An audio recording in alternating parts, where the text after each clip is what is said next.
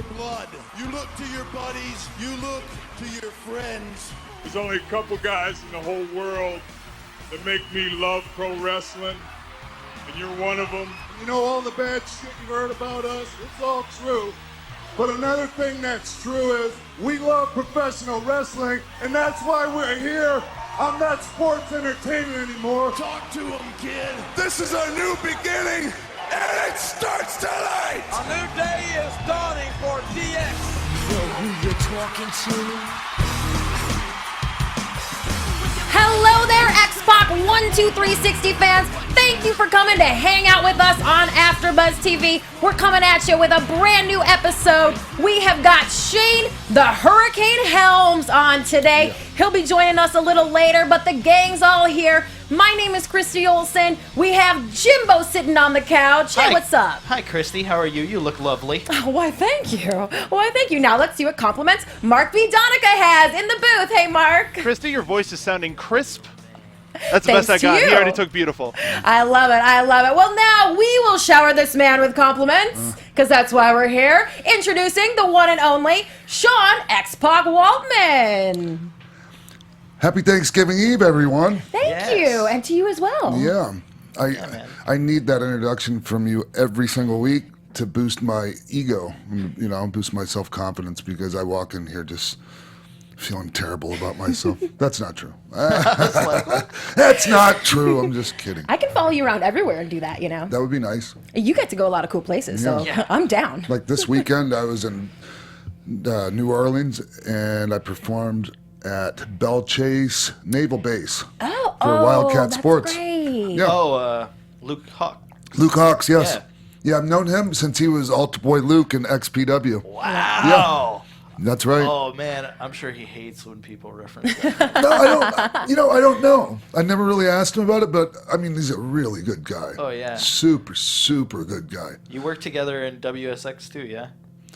Yeah, well, I mean, we never had match there or anything, but we had a singles match one time in Kissimmee, Florida, on one of those Dave Marquez lucha shows. Oh, okay. You know, I was like the main American Draw. star.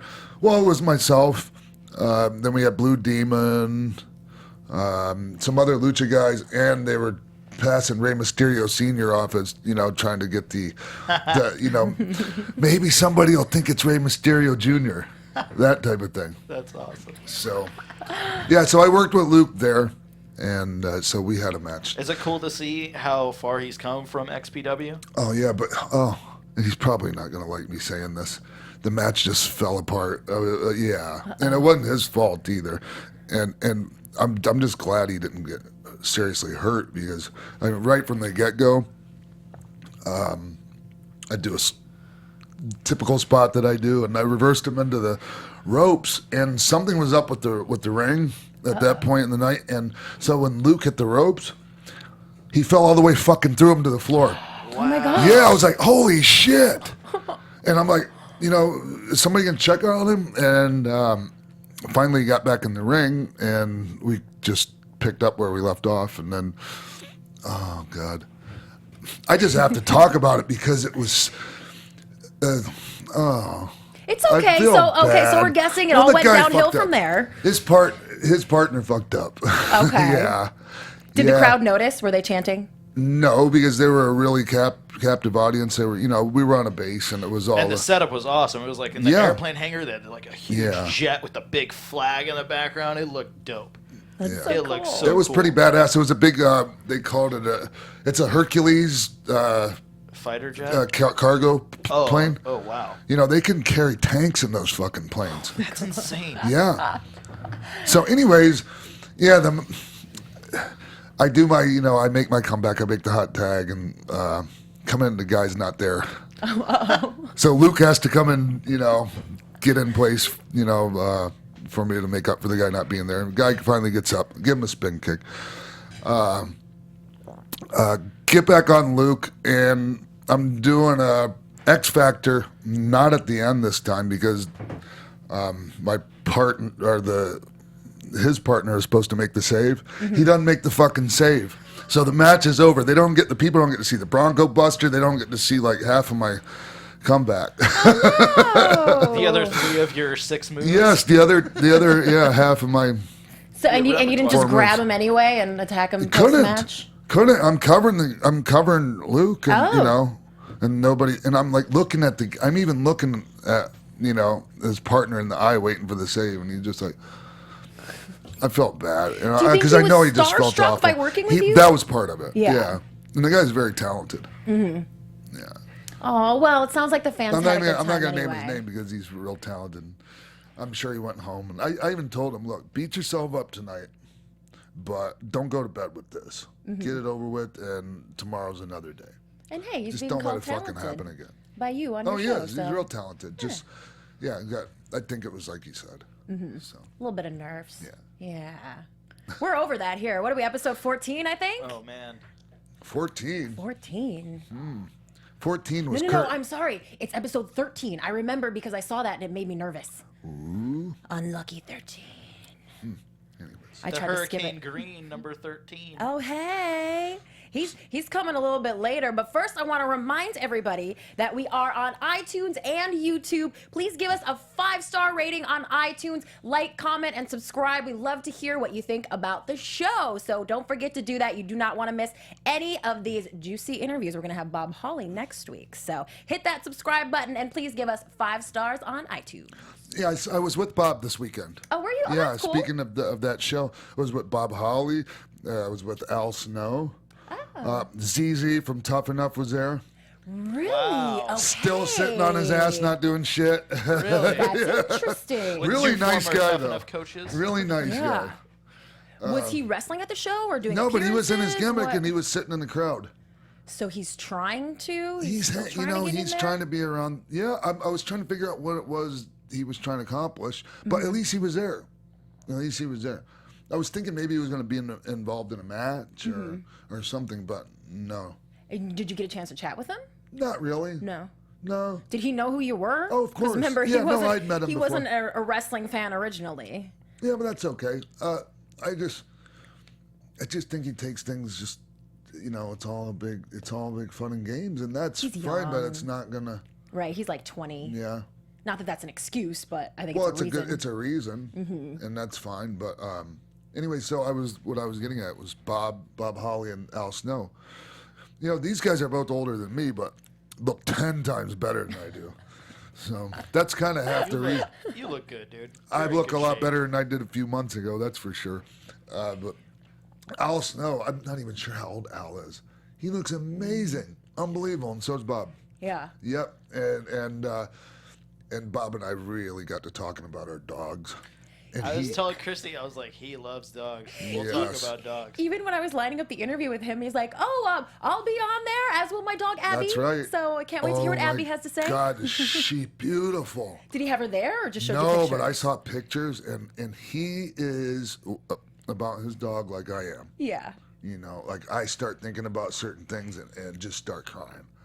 And I don't want to expose Bob, but like I'll let him do it himself. But hopefully we'll have some video stuff of the dog too. Oh yes. Yeah. Oh, I Love that. dogs. What can you know? what can Must you love say? dogs. Can't wait to Yeah. talk to him about it. Well, yeah, and a lot of people are going to be getting together with their families, dogs included, for Thanksgiving tomorrow. Yeah, that's right. So And- that's happening. Yeah, and when I was a kid, I was talking to you guys earlier about this. When I was a kid, we would have Thanksgiving dinner, and then later on that night would be wrestling. Oh, instead of football, that sounds so nice. It would be live wrestling, not watching on TV. You would go. Every territory had a Thanksgiving and a Christmas wrestling show, and that was the biggest nights of the year, and it was great, and we loved it. And in '83, no, it was '84. I'm sorry, 1983. I was telling you guys that I went to Starrcade at Eddie Graham. I lived in Tampa.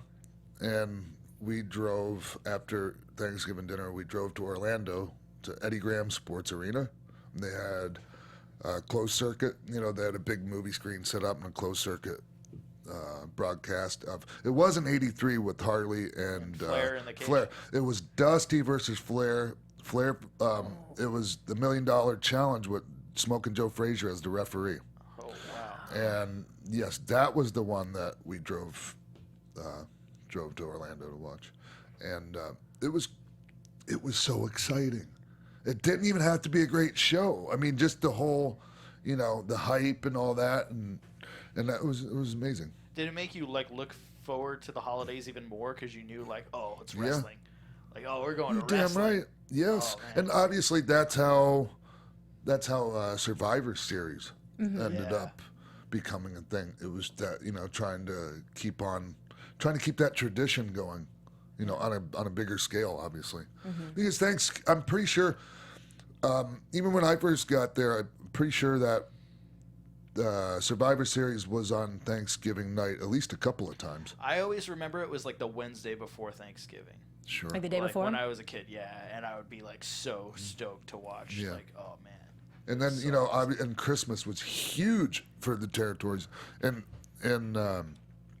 I know we're skipping ahead, and Thanksgiving's not even done yet. But, Christmas will be here before we know it. I'm sure. We were talking to Kevin Sullivan the other week, right? And the first big Christmas show I ever went to was called Star Wars 84, and it was in Tampa at the Sun Dome, same place I won the tag belts with Bob Holly. Wow. And Full circle, everybody. yeah, so it was during the time when Kevin was doing the Buddha Dean, Satanic, whatever, doing that whole thing, and big feud with Dusty. And so the main event that night was, first of all, there was two main events. Billy Jack, who was huge in Florida. I mean, huge. Billy Jack Haynes? Yes, right on, only second to Dusty Rhodes. Really? Yeah, in overall popularity that I've ever seen in Florida. And he was he was my idol And when I he's was a from kid. Oregon, right? Yes. He was so good to me. That's I could tell you stories about how good that guy was to me. It's really sad for me to see the shape he's in now, mentally and physically. But so it was Billy Jack versus Flair, and the big one was Kevin Sullivan and Buzz Sawyer versus Dusty Rhodes and Andre the Giant. It was great. Yeah, it was great. It was amazing. Oh man. Yeah. You were there live for that? I was there, yeah. Oh man. That's so awesome. I can just tell by the smile when you say it that that's such a great memory. How crazy is it to then work with these people from like seeing them in the crowd? Seriously. I don't even know how to describe how crazy would it be for you. I'm living it right now. Here we sit. We're looking right at you. Yeah, we're looking right at you, brother. Well, okay. Let me just give you one example. When we had at Slamboree 897, it was Kevin Nash, Scott Hall, myself versus Ric Flair, Roddy Piper, and Kevin Green in Charlotte, and Ric Flair was just coming back after almost a year out with a shoulder injury. And I'm in the ring, and I start with Flair, and the place is going ape shit. How fucking do you think I felt? I mean, I had goosebumps you can see in the beginning, right before we lock up, and he goes, woo, and the place goes fucking bonkers. You can see me look at him and point to my wrist like this, pointing at the goosebumps. And it was just amazing. That's so being in there with Hulkster. I never got to be in there with Dusty. Would have loved that. It was just to have worked with these guys. Live my dream. Come on. If I died today. Not going to. Very sure. Knock on wood somewhere. I mean, really, come on. The greatest life ever. I've had it. In spite of all the bad shit, I've had the greatest fucking life of all time. Sorry. Oh my God, I love Sorry that. for everybody else's life. Mine is fucking the best. That's the perfect Thanksgiving message for our fans. That's so good. And Feel warm and nice and yeah, right? We're all fuzzy. And you mentioned Survivor Series there, so on that note, let's roll into our X-Pac 1, 2, 360 news of the week. X-Pac 1, 2, 360 Wrestling News. Boom! Oh, I love that. Well, everybody on Twitter wanted to ask you your thoughts on Survivor Series, so we definitely want to hear that. But we'll start with a little bit of an update. Brock Lesnar and Goldberg have now both been signed to appear at the Royal Rumble. So you're going to get a rematch from that very short 90-second match that went down at Survivor Series. Just a few days ago, Goldberg signed an inked deal, a big money deal, to appear, and then Brock Lesnar followed soon after. And Goldberg was on Raw saying that he would be entering the Royal Rumble, and he had said before, you know, Brock is going to be next and he's going to be last, and now Goldberg is saying everyone is next. So he's opening himself up for not just a return at the Royal Rumble, but possibly at WrestleMania as well, and he reportedly has signed a deal where he's getting a lot of money for every appearance, and he is willing to wrestle for that amount of money as many times as Vince is willing to use him and pay him that much. Good for him. Right? Good for everyone. And just to get right to the point about, people, what do they think? Or what do I think of, what are my thoughts? Easy for me to say, right?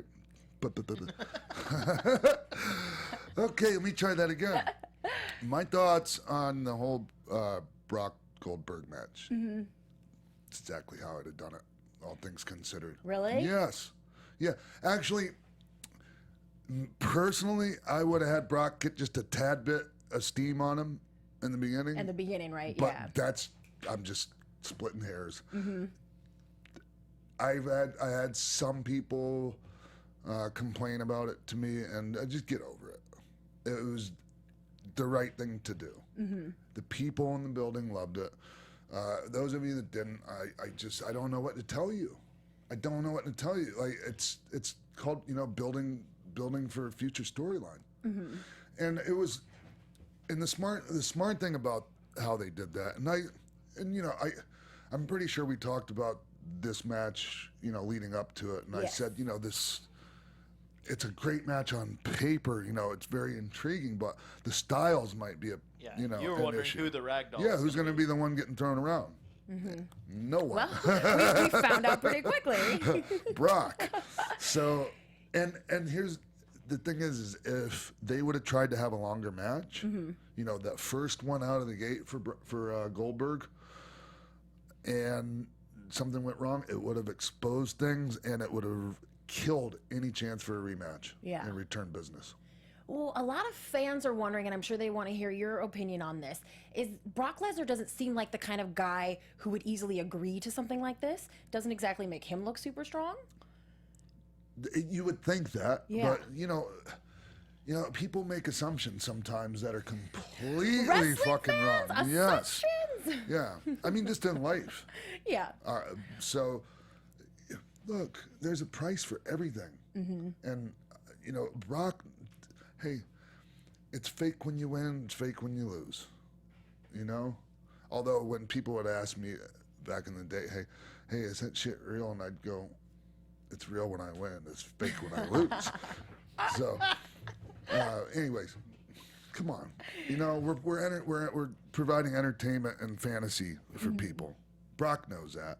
I'm pretty sure everybody thinks Brock's still just as tough. They probably do. Yeah. They do. They were also wondering, is he being punished for the whole failing the tests at Come UFC on. and that makes them look bad and that... No, it's about telling the story, right? For those of you asking that question, no one gives two shits about that old failed drug test. Really, I shouldn't say no one, but pretty much no one. Pretty much. They care more about making money and telling the story and maybe getting to that WrestleMania rematch at Mania 33. They will. It'll happen, right? Sure. Yeah. I'm pretty sure too. Well, moving on to some former WWE stars who are feuding in interviews and online. This is so interesting. I can't wait to hear what you have to say about this, Sean. So Jake Roberts appeared on Primo Nutmeg and did a little interview, and he called the Honky Tonk Man a real piece of shit. He said working with a honky tonk man at the time was okay, but since then he's become a real piece of POS. He's trying to buy people's names and own them. Jake said, and if you try to use your name, you would have to pay him. He said that the honky tonk man took the Patriots name, and he also did that with Jim Duggan. So he even tried to take Jake the Snake's name, Jake claims. And he said, I hate to be the honky tonk man when Jim Duggan gets a hold of him. It's not going to be pretty. And the honky tonk man did not let these comments go unnoticed. He tweeted at a fan who asked him why he never went through with buying Jake Roberts' name. And honky tonk man said, I decided not to trademark his name since I thought he would not live much longer. Investment would not be worth it. Ouch. Wow. Yeah. Ouch. Wow, that was a good one. My God. I mean, you know, he's honky tonk man's honky tonk man. I used to sit and think, what a fucking asshole.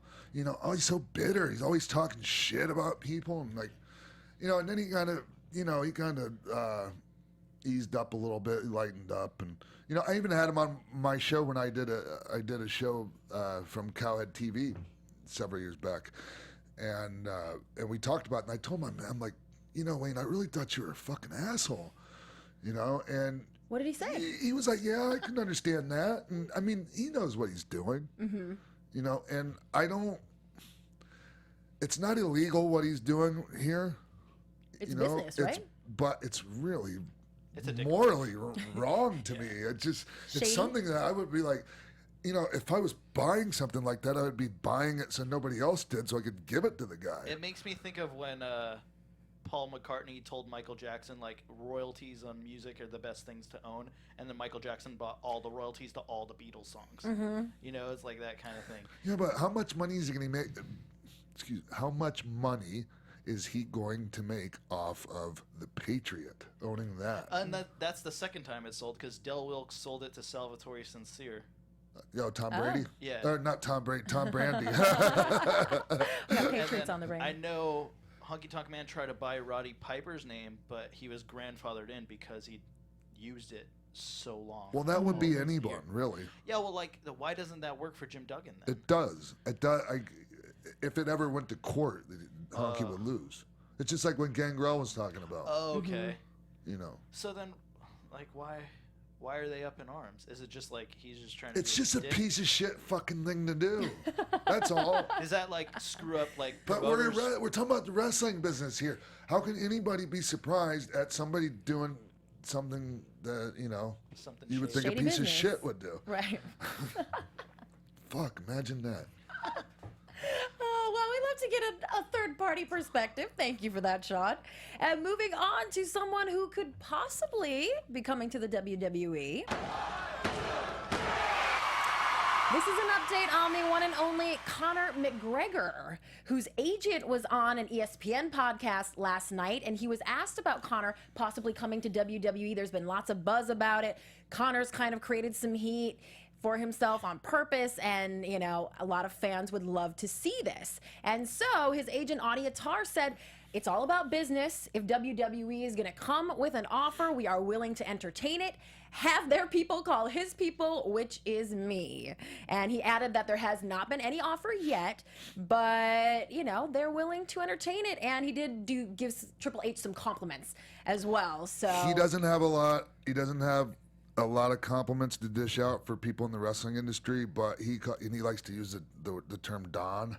He's like, there's some Dons in the wrestling. Vince McMahon's a Don, Triple H is a Don, but then he'll like bury some other shit because he's not really, he don't understand a lot of the storyline shit going on. You know, like, what the fuck is this? Yeah. You know, and I get that. You know, you used to watch back when, you know, the plot lines and the stories and angles were a little bit more, you know. Mm-hmm. How do I say it? Somebody help me out here. More juicy? Invested. Yeah, you know, just Is that too Hollywoody of a word? I guess I don't know, manly enough for him. I don't know.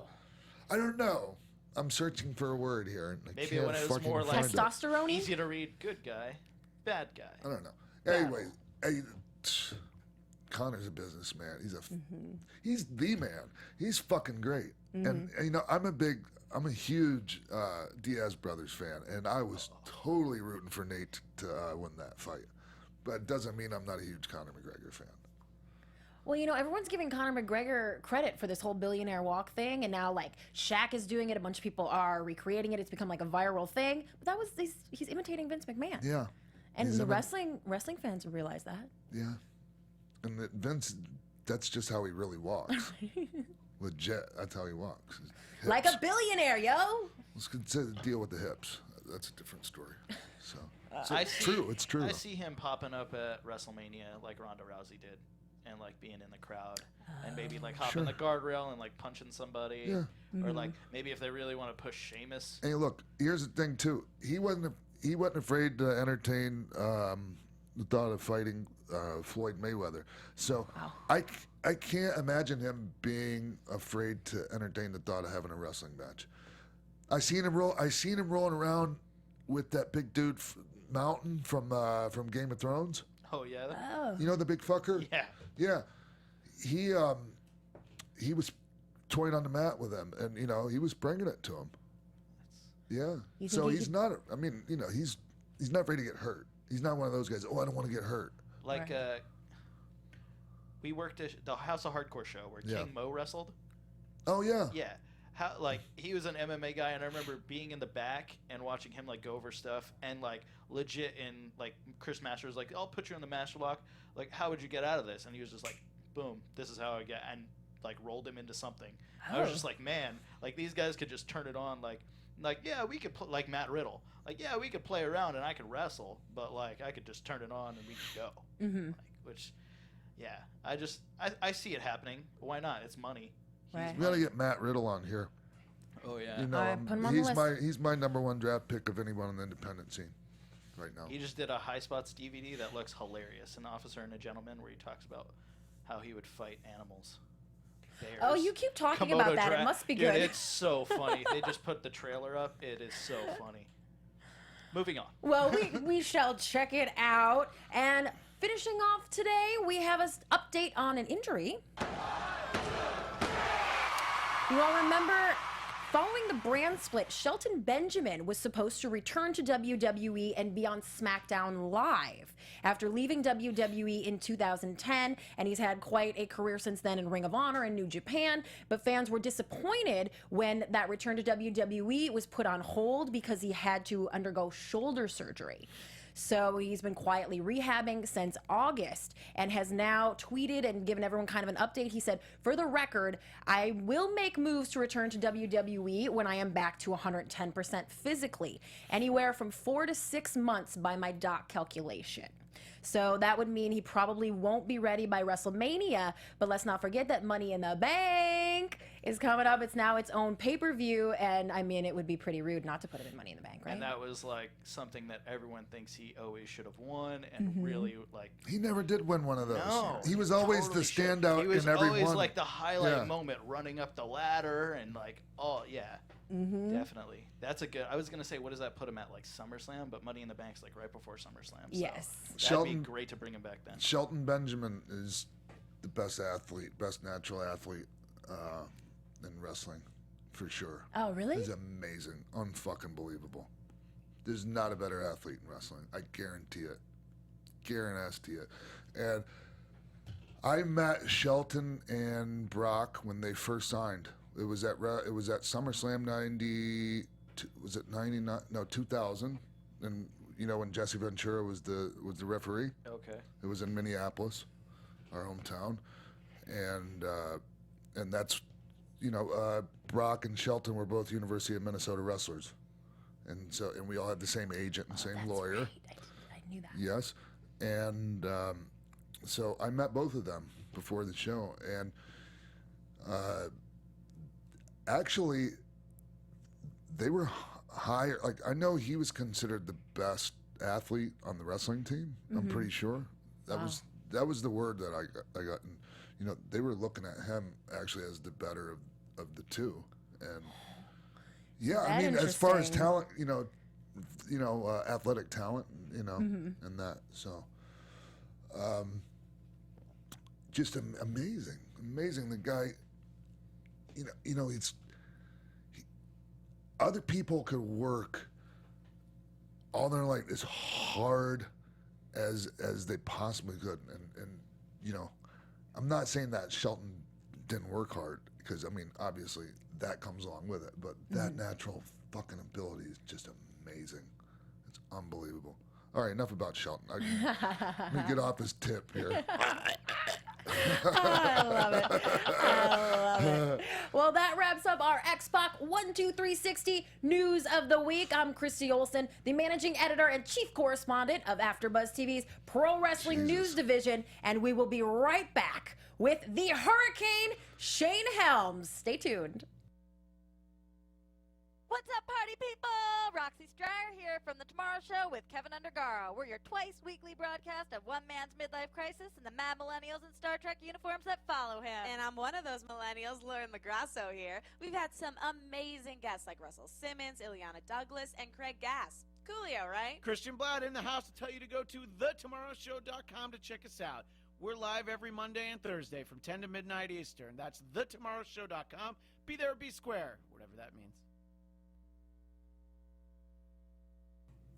And now we have a superhero who has slayed villains from WCW, ECW, Impact Wrestling, and WWE, where he remains the longest reigning cruiserweight champion. He appeared in the ring at age 13, and outside of it has been a stuntman for David Arquette and jammed with Jericho in a Fozzy video. I'm just saying, the Hurricane Shane Helms is here with us today. Hey, Shane. All right. Yeah. Hey, how you guys doing? It's a pretty good intro there. Oh, good. I'm glad I'm good. Shane, it's going to be hard to top the poem you did for Lanny Poplar, though. That is true. I was going to ask you, Shane, if you heard that one. Yeah, I did. I was very impressed. Hey, man, I got to tell. Thank you for coming on. By the way, I have to tell you right off the bat, man. You know, it means a world to me that you actually take the time. We only have so much time, you know. We only have so much time, and the fact that you take some of it to watch the show is really cool. Appreciate it, man. Oh, no problem, man. Thank you guys for putting out a good product. You know, I listen to quite a few, and not just your podcast, but I listen to quite a few podcasts, and it's kind of hard to do, you know, to keep them entertaining on a consistent basis. You know, I did the podcast thing back in 2010. I think me and Cole Cabana were the only ones doing it at that time, and honestly, I couldn't handle the scheduling. Because I was still working a lot back then, and just all the different, you know, things I had going on. I couldn't keep it up. I had to eventually tap out. Yeah. When Steve Austin called me and asked me for advice on how to do one. Oh, wow. That's actually when I kind of tapped out. So I was like, yeah, I'm not going to compete with that. All right. I remember, Shane. I remember when you were doing those, and I would watch some of them, and you're right. This keeping a schedule, a proper schedule, and sticking to it. Wow, what a commitment, man. I mean, I've been on most of these weeks, I've been flying in and out like coast to coast just to come in and do these, just to make sure that we stay on a consistent schedule so the people, you know, it's just like with the wrestling show on TV. You know, if you start skipping around days and that you put the show out, you know, people that, you know, their habits get fucked with. So it's just not a good thing. People like a routine. They like a routine thing. Yeah. So cool. Hey, Shane, when you remember when Matt and Jeff and like Joey Abs and those guys, what was his name? Jason Arndt? Yeah, Jason Arndt was Joey Abs. Right. When those guys first started coming to WWF TV, you know, and Scott and I worked with Jeff and things like that. You remember that period of time? Yeah. That was right before I met Matt and Jeff. That's what I was getting at. I was going to say, were you with those guys yet? And was Omega a thing yet? No, it wasn't quite a thing yet. I actually got into business a couple years before them, and they were doing the backyard trampoline thing. I never had the honor or luxury of being in the Trampoline Wrestling Federation. I think I would have done well, but you know. It's the most dangerous type of wrestling you can do on a trampoline. Honestly, I'm like half kidding and 100% serious at the same time. People get their fucking necks broke on those things. Anyways, go ahead. I'm sorry. Yeah, they bounce right off the trampoline on the ground, which isn't quite as forgiving as the trampoline was. But yeah, I think we started crossing paths, you know, maybe 96 or 97 was when I first met Matt and Jeff, and we just kind of hit it off, you know, right away. Omega at that time was a group called New Frontier. Yeah. And that's what and that was their home fed at the time, and but it was in that time that I met him, so I was with Omega from the very beginning. And Omega stands for what? For the people that aren't familiar. Organization Modern Extreme Grappling Artists. Nice. We just have to read Jimbo's T-shirt that he's I'm rocking my today. Omega shirt. Yeah, I was going to tell you, Shane. Yeah, Jimbo here has got the Omega shirt on. Yeah, represent. So. My Highway to Helms shirt is dirty. And he's not kidding. He has a Highway to Helms shirt too. Oh, very good. Very good. That's my man. Oh yeah. So hey, we have a clip. We have actually had a clip that Jimbo found of you doing so I some. pulled a clip from Omega when it was. Can I guess which one it's going to be? I'm pretty sure you know. It was hard to find it. Jumping off the back of an 18-wheeler, killing myself. Bingo! Yeah. So can we see that, Mark? What happened? I can tell you where things went wrong. Yeah. Well, like first of all, like that was a. Oh shit! Did you just see it? Yeah, and it's like playing again. It's like on a loop. Oh my God, Shane. Anyways, go ahead. Yes. So that show was in an armory. Yeah. A grand old armory, as they say. And that was a military transport 18-wheeler, the back one, and they couldn't move it. Right. And so Matt and them didn't find out till that day. So as I'm walking into the building, Matt's in the ring with somebody, and they're going over something. And he just goes, "Hey, Shane, if we put a table in this ring, you'll jump off that thing on me?" And like without even moving, without stopping or anything, I just go, "Yeah, sure thing." And I walk right to the locker room. Oh. And like that's how crazy. Like I was Jeff Hardy back in the day. Right. I just spawned up a long time ago and said I need to quit jump off of shit. Oh crap. But did you get hurt on that? When we set that, no, not too bad. You know, when we set the table up, I was on my knees doing the snooker thing. Yeah. You know, like on one knee and had my hands raised, and at that eye line and eyesight level, it looked like it was okay. But then as I stood up, I realized that it was a little too close to the ropes for me to get a good angle on it. Yep. And so if you see when I dive, I kind of have to I lift my feet up real tight, my knee, bend my knees real tight, so because I'm worried about clipping that top rope, and I just hit him with all my quads. And you're up there. I was pretty jagged at the time too. Yeah. At least 170. Did you even think about not jumping? Shane, did you even think about not jumping? No. You know how Figured. stupid we are. Once we're committed, we're committed. Yeah, that's the thing. And I know this is a bit higher than that jump, but I'm comparing it to when Shane McMahon jumped off the cage at WrestleMania, and people are going, "Oh, you gotta be scared." Yeah, but see, to some people, the thought of being booed out of the fucking building for climbing back down and not jumping is way scarier than the actual jump. Yeah. So. Yeah, the only thing that I thought about was maybe I cannonball him, Yeah. But I was like, I can probably control this a little bit better jumping this way. But like I said, when I was on my knees, it was a little different. When I stood up and added a couple more feet of height, I was going, oh no. But we were committed. Like I said, we were committed. So I was going, and if you'll notice, my tag team partner, didn't give a shit about me. He just walked over and grabbed the belt and holds it up. He doesn't check on me at all. Like me and Matt, we kind of looked up and made eye contact because Matt went through the table and we kind of made a little eye contact to make sure we were okay. And I went back to selling, but my partner, who's supposed to have my back, Big Mike, you remember him? He was one of the Dupps from ECW. Oh, Mike Dupp, yes, yeah, of course. Yeah, he just grabs the belt, walks around, steps over my broken body. Don't even check to see if I'm okay. Shane, were any of you all trained at that point? I was actually never went to any official school period, ever in my entire career. Oh, come on. Nothing? Matt and them might have already been to the Funkin' Dojo at that point. But no, I never had been. But you never I don't mean to jump around, but you never went to Funkin' Dojo or anything like that? No. The only or thing Dr. Tom or anything? No. Where did the thing with Bagwell happen? When I got hired in WCW, they made us go to the power plant to get evaluated for a couple of days. Okay. But I was already hired at that point, and I went down there for a couple of days, and then they sent us home. Wow. Sent me home, so. It's amazing me that. So how did you end up Learning how to wrestle. Yeah. Yeah. Yeah.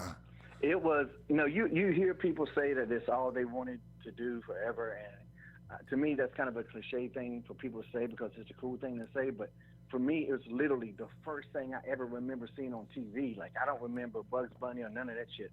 I remember watching wrestling with my dad. Yeah. I went to my first live show in 1979. I was 5. I remember that, and like I would literally study it. My dad would buy all the Mark Mags, and I would memorize them, word for word. When I would get my little G.I. Joe toys, I would throw all the guns away. They would become wrestlers, and I just had these notebooks and notebooks of these pay-per-views that I made. Yeah. And booking your own. I would unscrew the backs off of them and put like the big muscle arms on certain ones, stuff like that. Like, I was just a maniac about it.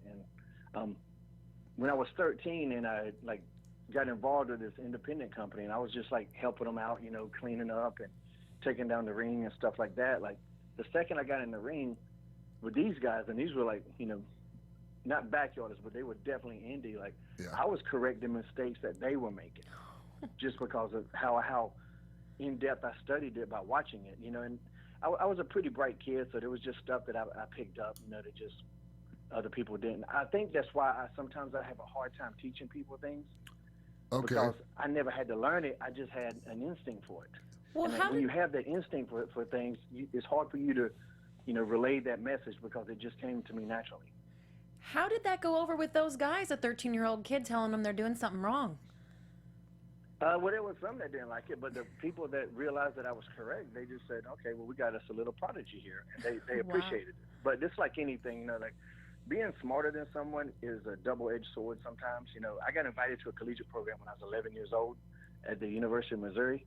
And so when people hear that, you either got the people that instantly hate you, or you got the people that think it's pretty cool, But for the most part, people don't like it. So, and they feel threatened or challenged by it. And, having a high IQ doesn't mean that you memorize the encyclopedias at all. It just means you think a little differently. That's really all it means, Sure. And so there were people that, took it to their advantage. Like, I was helping book this company when I was about 14 or 15. And we started doing really good as far as a small independent company goes. And then at 16, I had my first match. And like I said, my only training had been going in there playing around with these guys. Yeah. And they didn't know half the hell what they were doing. Like, I would have to teach them what side to work. And, you do a Oh, wow, side, really? And I didn't even know why that was. I just knew that that's what I saw on TV.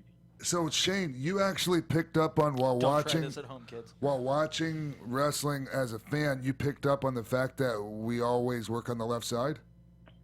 Yeah. Wow, man. I knew when you did it. I just knew that when you did an arm drag, you did the arm drag with the left and you hit toss with the right. I didn't know why. I just knew that's what I was seeing. I never. It had to be told to me, And Shane, I would like to think I was just as caught up and focused on wrestling as you, but I never caught on to that part. Wow, man, that's pretty damn impressive. That's just like how brains work differently. Now, Shane, when you first started wrestling and not being trained and all that, like, were you at least taught how to lock up, or did you figure that out yourself too? I knew how to lock up the first time I stepped in the ring. Mike Dupp was the guy we were talking about earlier. Him and another guy named David Coates, who, strangely enough, are my partners now in Omega, running Omega. Yeah. They were the ones in the ring that I was hanging around at this independent show after. And they go, hey, kid, you want to get in? And I go, yeah. So, of course, I jumped in. Yeah. And they go, you know how to lock up? And I go, yeah. And they go, you do? And I go, yeah. And they locked up, and I just knew how to do it, just from that. The only thing I didn't know was the office, because that was so subliminal that, sure.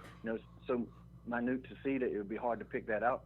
That was the only thing that really kind of blew my mind when somebody was squeezing my wrist, and I was going, what the hell is this guy doing? I'm pretty sure. I'm pretty sure a lot of people still don't know what you're talking about. If you want to explain it to them, Shane. Is that something we want to keep to ourselves? You want somebody to reverse something, you give them a little iggy, you squeeze the wrist, and it can mean a couple different things, but I think that's generally what it means for the most. I've had heels do it when they want me to fight back, just kind of squeeze me a little bit, and then you start fighting back. So it's just kind of a little communication. Sometimes when somebody gives you the office like that, you have to actually do some thinking as to what it is they're giving you the office about. Uh-huh. So, I mean, I've had to do that a couple of times, but maybe that was just me. Well, does it help, like, depending on who you're working with, you know, like, what type of chain or, like, what things, like, if you're working with Dean Malenko and he gives you something like that, you're like, oh, okay, he's going to go into this, or, like, Sure. Owen and Bulldog kind of situation. Well, when we were starting wrestling training, we were taught to go in and out of holds, and, you know, without, like, you don't call that stuff. Shane, were you able to do that with guys? Do the chain, you know, what they call chain wrestling? Yeah. Wow, that's even more impressive. I got to tell you, like, for everyone listening at home, and Shane, hopefully you'll agree with me, like, the route you took is not something I would suggest to absolutely anyone else in wrestling that wants to get into wrestling. Everyone else needs to be trained. There's like one in them, like Shane Helms's, they don't come along hardly ever. Just want to get that out of the way right now. Okay, back to you, Shane. Don't stop going to wrestling school. Oh, shit. And now too, it did create problems because, like, when I would go to shows, and there was always be guys like the two, like my first match was in 1991. Now there's no cruiserweight division, there's no Rey Mysterios, there's no Hardy Boys. There's my little tiny ass in North Carolina. I weigh about well, in 1991 I was still in high school, and I wrestled 125 that year, and I graduated. I was about 130. So you're talking about a really small guy, and you know, the bigger guys, they weren't about that at that time. You know, they hated all the little guys. And Sean, you know exactly what I'm talking about. Yeah, I have a pretty good idea. Yeah, that was right around the same time. For little man here. Yeah, I've had that said to my face. I'm not going to sell for little man here, but you know, I had an amateur background too. So that's right. Whenever like guys would try to get rough with me because, you know, when I told them I went to this school, like I would associate myself with this one company. It's like, yeah. But, like, because at that time I knew, don't tell people you weren't trained because it's going to make problems. Just go in there, show them what you can do, and, you know, eventually it'll all work out. Sure. But then you had, and it did, you know. But then, like, there were guys, like we were just saying, I'm not going to sell for little man here. And they go in there and they try to get rough. And there wasn't a lot of pro wrestlers that had any amateur background, not North Carolina back in those days. Right. And so it was actually kind of pretty easy because I would just dump them on the head a little bit, even being that small. And I was just a scrappy little bastard. You know, I wasn't about being bullied. Like, I would fight back. And if you beat me up, then that's just what's going to have to happen. But I was going to fight back. And you're going to have to beat me up. You know what I mean? Sure. I wasn't about getting pushed around too much. So in that regard, it kind of, like, hurt a little bit that guys were like, you know, this guy wasn't trained by nobody with any kind of credentials. Because I wouldn't come out and lie. I wouldn't say I was trained by so-and-so if I wasn't. I'd just say, well, you know, I trained with this little company.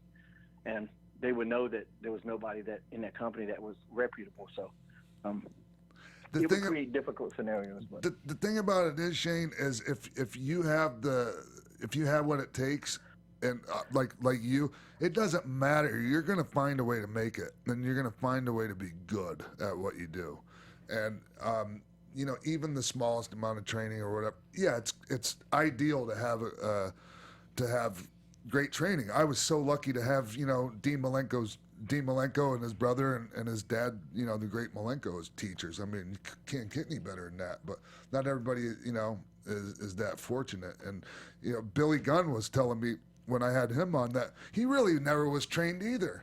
You know, another guy it just dawned on me that I was talking to that really did well in the industry. So. It's interesting that Billy Gunn does a lot of training, and Shane, you said that you find it difficult to train others because of the way that you just picked it up, right? Yeah, it was difficult earlier. Like now I've got a lot more patience, but like when I was younger and I was trying to help guys and stuff like that, and especially like in WWE when all the guys would come up from developmental, we got to retrain them. You know, my patience wasn't very good, and because to me it came so easy to me. Like, I didn't understand why they couldn't do it. Yeah. You know, and too, sure. Sean, I guarantee you feel the same way. In WWE, like, it would always piss me off that there were people there that weren't good because I'm like, why do we hire these people that suck? Yeah. You know, it would drive me absolutely nuts, you know? Yeah. So my patience then was very thin. But, like, now with helping younger guys and stuff like that, like, my patience is just a little bit more open. You know, just having that full understanding of what made me impatient before was because, like I said, it came naturally to me. I didn't have to learn it, just for whatever reason I knew it. Yeah. You know, and now I understand that, and you know, it's just having a little more introspection into what makes me tick has given me a little bit more patience.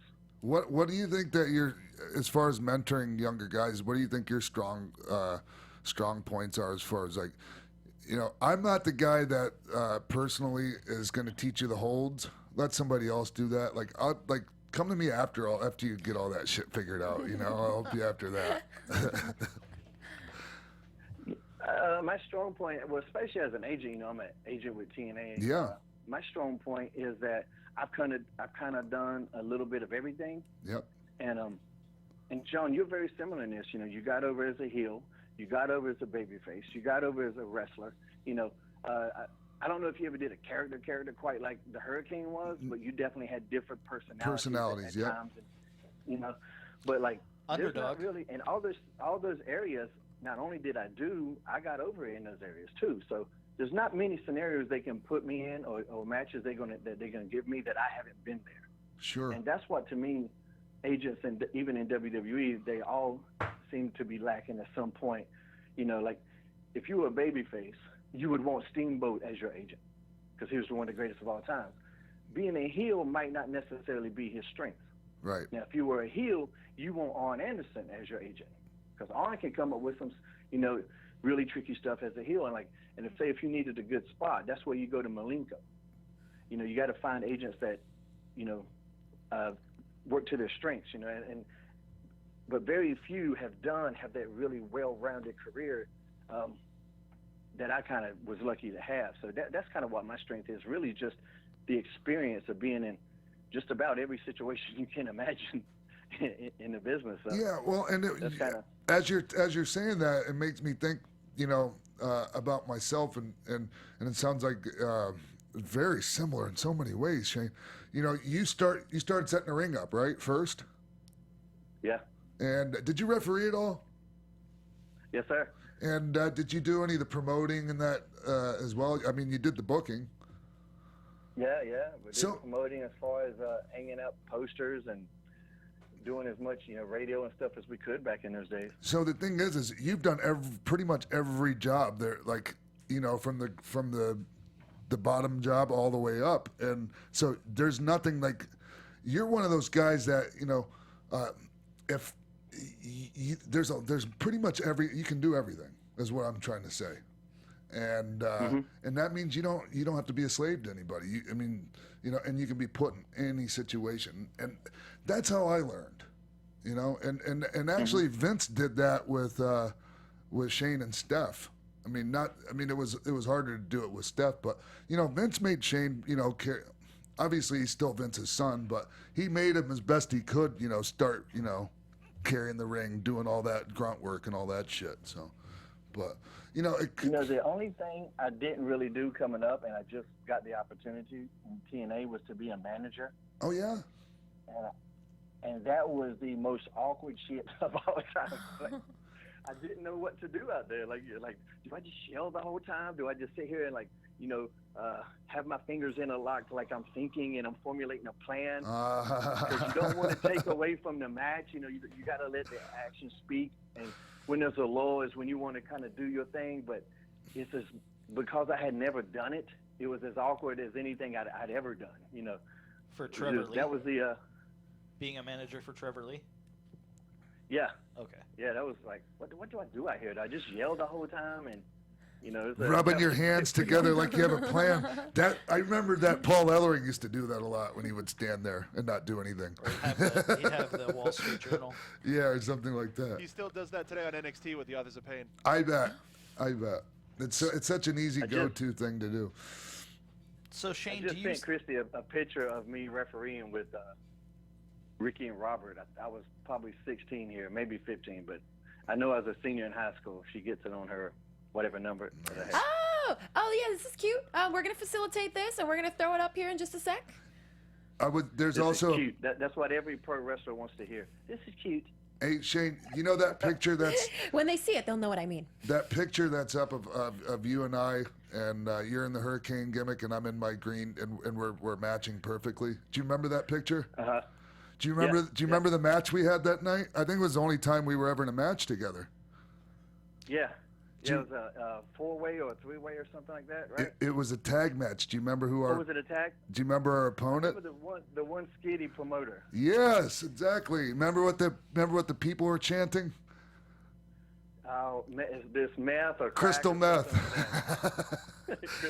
And I did a show with him not too long after that, or it might have been before, and I called him a hairy toothpick. Oh God! And the crowd started chanting that.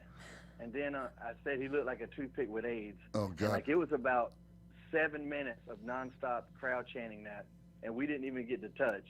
So well, he's a good little character. Right, but I don't want to be on the shows or in a match with him. And the funny thing is this guy insisted on wearing 3 layers of T-shirts in the ring with us. And so Shane backs the guy in the corner and pulls all 3 of his shirts up over his head and just smacks the shit out of him right in the chest. It was great.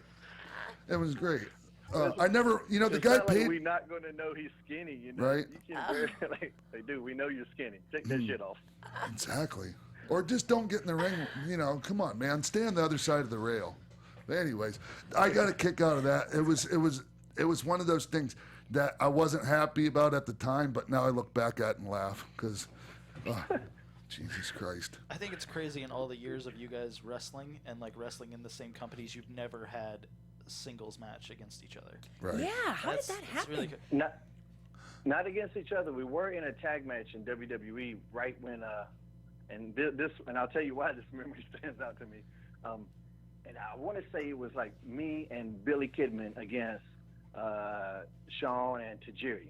Oh, and wow. I know it was Tajiri because I got put in and this is a house show, is when they're kind of like integrating the WCW and WWF guys, right. Matches together. And at one point, the referee had done something, made some kind of mistake or whatever. Uh-oh. And anyway, I'm over there in that tarantula, Yeah. and all I could hear is you cussing his ass up and down.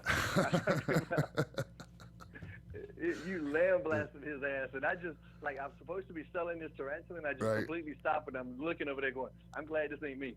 I wonder what it was he did, because, Shane, I get like that when it comes to our job because, man, I mean, we take that shit so seriously, and you hate, I get on myself when I fuck something up. So, when we're out there working our ass up and the referee's out of place or, something and, fucks up what we're doing, I get hot.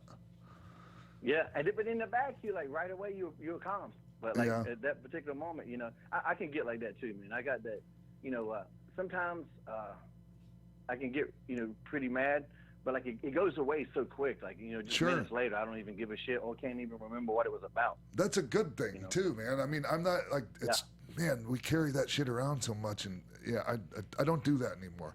But I don't remember that, but I remember on a regular basis chewing somebody out in the ring. So I know you're telling the truth.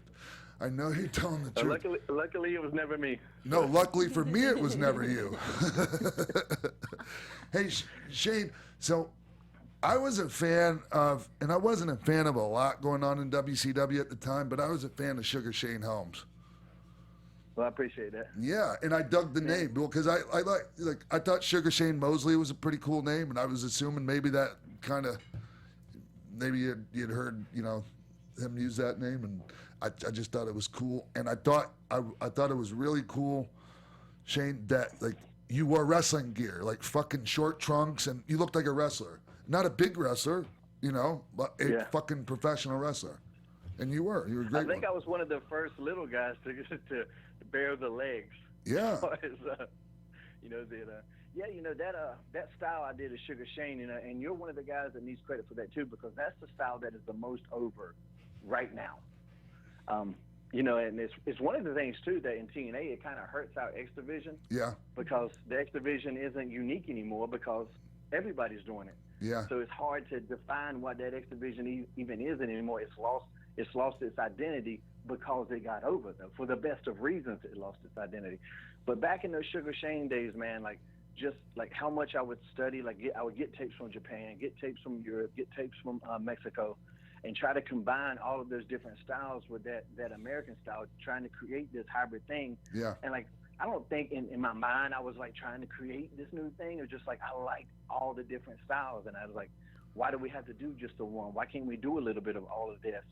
And I was just such a fan of wrestling in general that's what made me incorporate all these things. I didn't have this master plan to try to create this new style at all.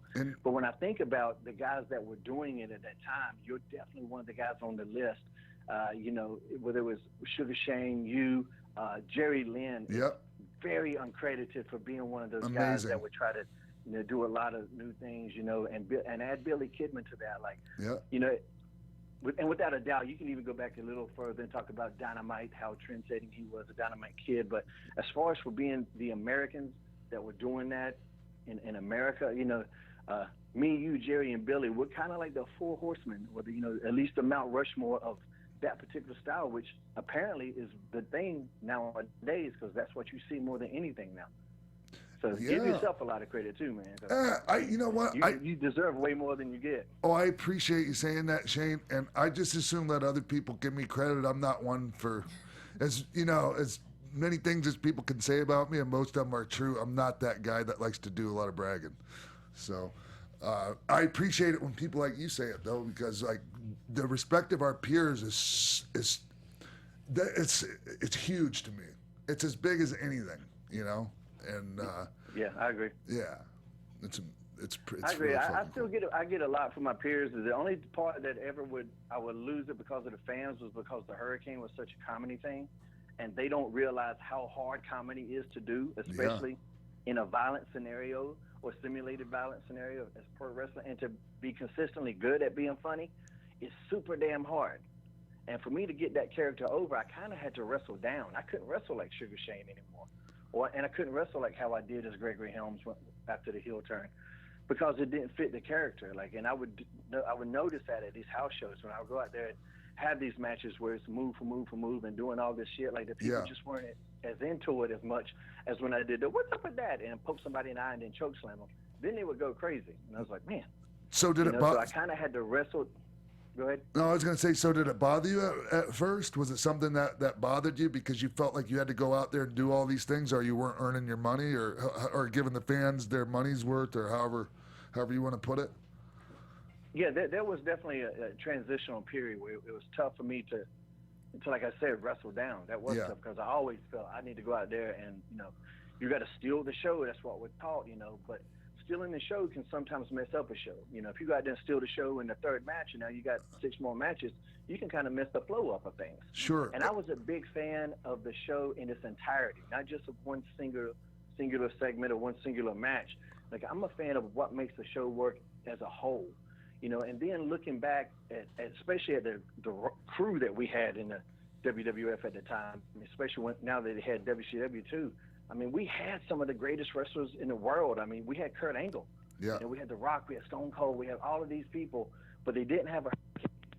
So I just had to come to terms with that. Like, okay, I can make this work, and this is going to make me stand out. I just got to suck it up and figure out how to make that work. And at that time, it was just don't go out there and do 10,000 moves because they don't want to see that from you. They're going to see that from these other guys. But you're the one that's going to make them laugh, and they're going to remember your ass when they go home. Yeah. Hey Shane, when you first came to WWE from WCW when that whole thing happened, how did you find that experience of assimilating into the WWE crew? Well, I knew some of the guys. Of course, I knew Matt and Jeff, and I had been backstage a couple times up there, visiting with them and that sort of thing. So I knew people, and I didn't have any enemies. But actually, when I had that little altercation with Buff Bagwell, that kind of endeared me to the whole WWE. Like, they took my back because the locker rooms were segregated. Yes. Like, you had WCW on one side and WWF on the other. After that Bagwell incident, my bags got moved to the WWF side. Sure. So, like, I was welcomed with open arms because of that. I remember you telling me. Well, I don't remember you telling. I remember hearing about it from others. And that, but there are some people, believe it or not, a few that aren't familiar with the story. Do you mind going, telling us the story? pretending like Yeah, I haven't I heard don't it mind. before. I mean, Sorry. Buff still has a very edited version of the story. That Oh, I'm sure. contradicts what me and 20 other people in the building saw. And I don't know why we made up since then. So I don't know why he doesn't just kind of let it go. But we were at that Trax training center in Connecticut. Yes. To get used to the WWF ring because it was bigger than the WCW one. And the ropes and feel also, ropes feel different. And the ropes. Yeah. Yeah, the ropes are really different. So they brought all the WCW guys up there, and one of the days, during like a lunch break or something, everybody, the boys are constantly busting each other's balls, and I'd actually got hurt that day working with Mike Awesome. Like I went to drop kick him, and he like just whiffed me, and I came crashing down right on my shoulder. And so I was in the ring sitting on like with my back to the bottom rope, not in the turnbuckle, but just kind of in the middle with my back to the rope. And I had this little tiny 10-ounce plastic water bottle that I got out of the refrigerator. It wasn't frozen. There was no ice in it, which that story kind of got, exaggerated a little bit. Just a little tiny bottle. And that's all I had that was cool. And I'm just sitting there rubbing it on my shoulder. And everybody's talking junk to each other, And for some reason, Buff decides to pick me out. Well, I'm a smart ass. Right. It's kind of one of my gifts. And so I start firing back on him, and I start winning the verbal battle. And he gets like offended by it, and comes and slaps me in the ear, like he's standing on the floor, and I got my back to the bottom rope, so he's behind me, and just comes and hits me like from behind, like in the ear, like hard. I mean, he hit me hard as hell too now, and I was just like, my reaction was I threw that bottle like at him, not like a fast pitch, it's just kind of how you throw something at somebody's face to distract them. And then I hopped out of the ring, and now we're going to go. But apparently, I threw that shit with some velocity or something because blood started shooting out every damn where. And he's doing the Ric Flair thing. He's like, no, that sort of shit, Right. And I'm going, what in the hell? And so that was kind of it, and it didn't really go anywhere other than that. And I'm glad it didn't, because who the hell really wants to see the boys fight? And it's unfortunate that it even went that far. Somebody can't, condition you out. never want to see you never want to see somebody really hurt, especially with the boys. Like even if you're entertained that they're going to fight, you don't want to see nobody have to go to the hospital. And even if the guy's like your least favorite guy on the roster, like he's still one of us, So yeah. Yeah, man. So what would happen when you would run into him after that? You said he never really got over it. He wasn't there much longer. No, the next time I saw him was, I think, in Atlanta, and that's where he ended up getting released. And he came up and he goes, damn, Sugar. He goes, next time, just, hit me with a brick or something. And I distinctly remember going, there better not be a next time. Right. And it was just that really cold moment of like, don't ever think you can touch me. And JR, I got called into the principal's office. They wanted to know what happened. But they'd already got the story from everybody that was there. There were agents that were there. So everybody had already given JR the exact same story I just told you. And I told JR, I said, listen, I apologize that it happened. I said, but I can never let anybody put their hands on me. Like, that will not happen. I will fight back every time. So I don't think nobody has a problem with that. I can't imagine anyone having a problem with that, Shane. And Mark had a match with Booker T. That was their first, and Mark's last match. It was in Vancouver, and he just and I knew him to be better than that, but for some reason that night he just wasn't. He didn't have he didn't have it. And then. No. And we both know he was good. He was tailor made for the WWF. Sure. It should have worked out for him, and it just didn't. And that's one of the reasons I was really concerned when they called me into that office, because Buff Bagwell was a much bigger star, at that time than Sugar Shane was. So I was really worried about how this was going to go, but they didn't. It was kind of one of those things, don't do it again, sort of shit. And but yeah, after the match with Bagwell. And I want to think that was actually somewhere in Seattle. Are you sure it was Vancouver? It was up there in that neck of the woods. But here's what happened. Here's how there was some kind of, not necessarily revenge, but here's what was supposed to happen. Because you were the lightweight champion at the time, light heavyweight, right? I think so. It was always going to be you and Billy. Right. But Billy was going to beat me in Atlanta. I was supposed to be introduced in a couple matches against Chavo, introduced me as the cruiserweight champion. I was going to drop it to Billy in Atlanta because that's WCW territory. Really established Billy as because he was a much bigger star than Sugar Shane was at the time. So I understood that, but because of that Booker T Bagwell match being so bad, they decided to hotshot the angle with me and Billy. So my debut match on WWE TV is actually me losing that cruiserweight title. Oh, no so shit. I never got introduced as, so that first night that I come in, and this was when I was as worried as you can be about your career.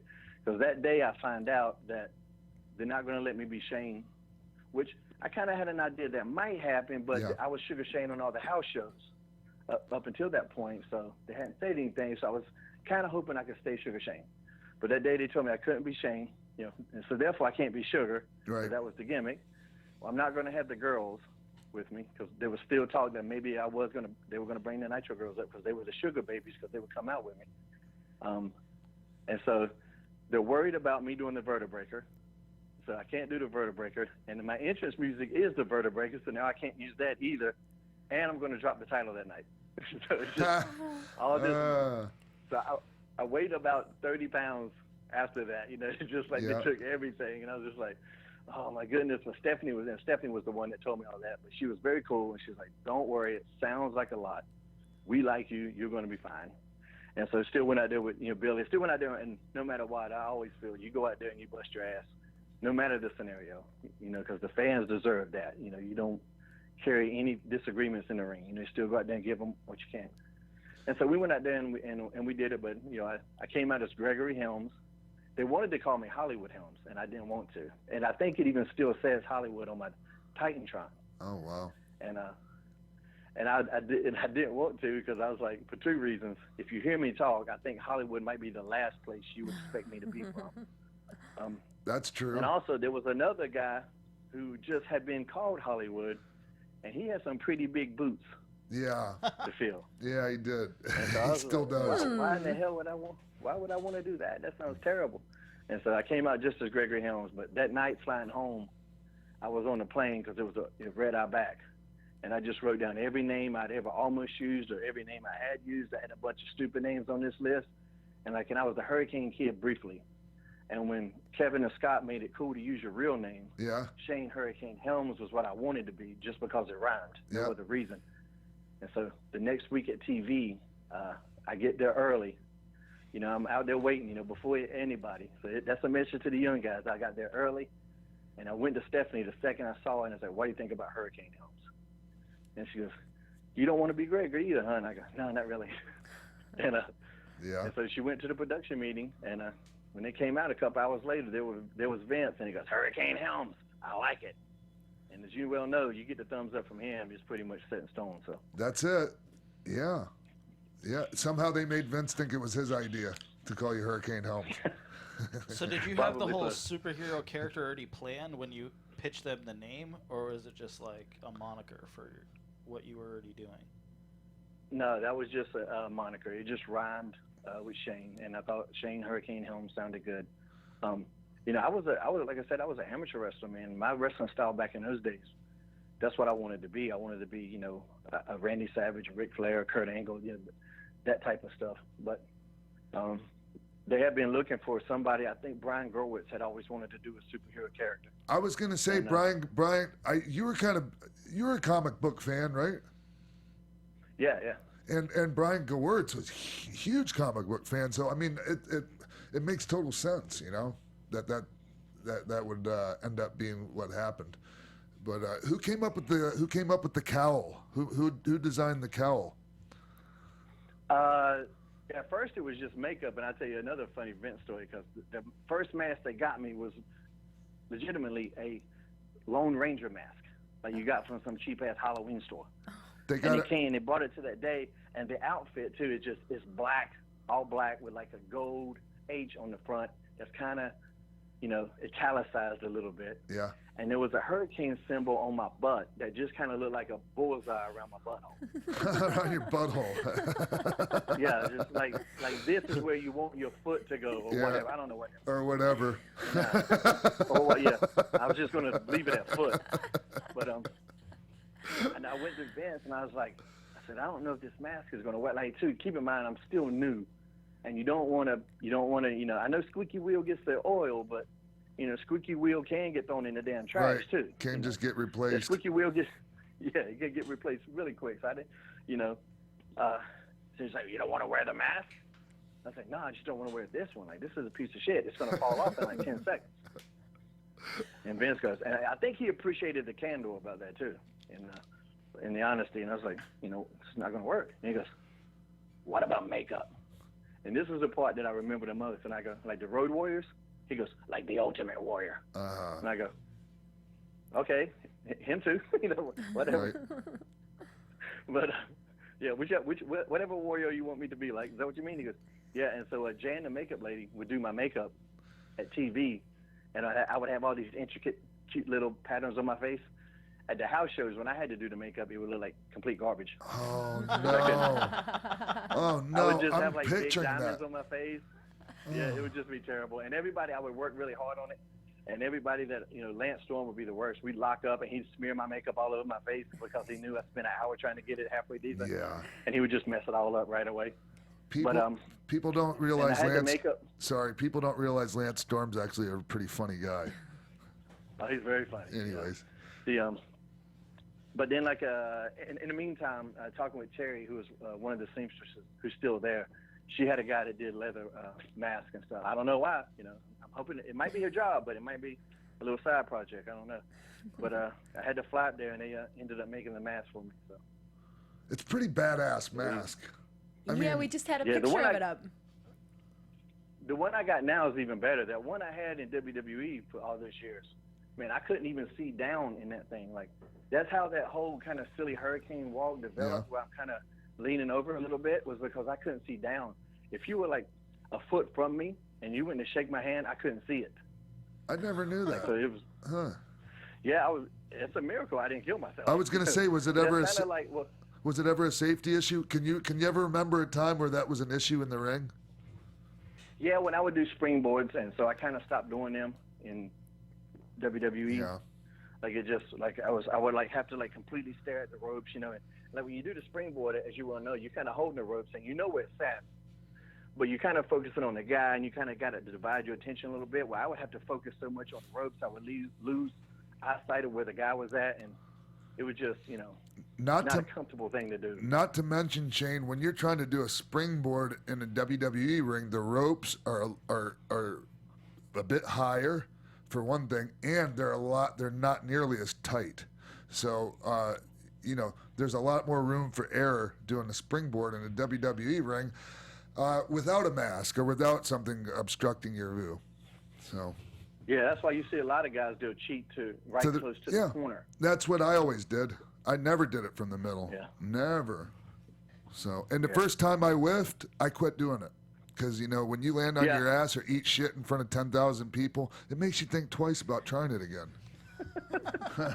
It'll make you, So eventually, I ended up with 4 moves.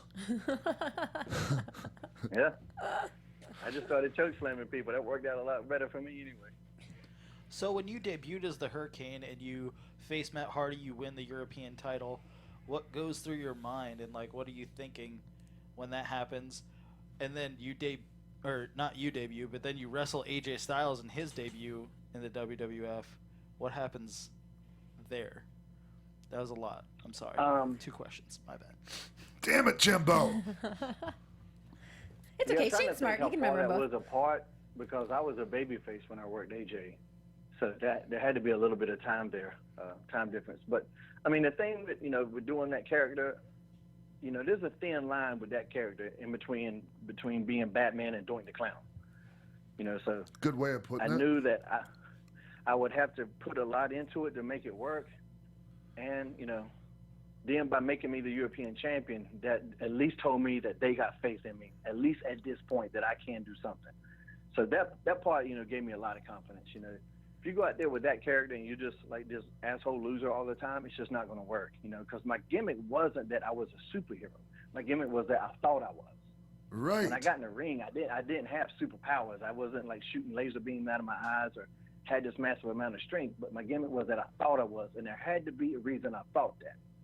So, you got to be able to win and like that. So for that particular character, when people say that wins and losses don't matter, sometimes they do. They do. Sometimes they don't. But for a character like that, yes, they do. Because if not, why the hell would I keep doing this if it isn't working, So. Shane, wins and losses don't matter is something somebody says when they're trying to get you to do a job.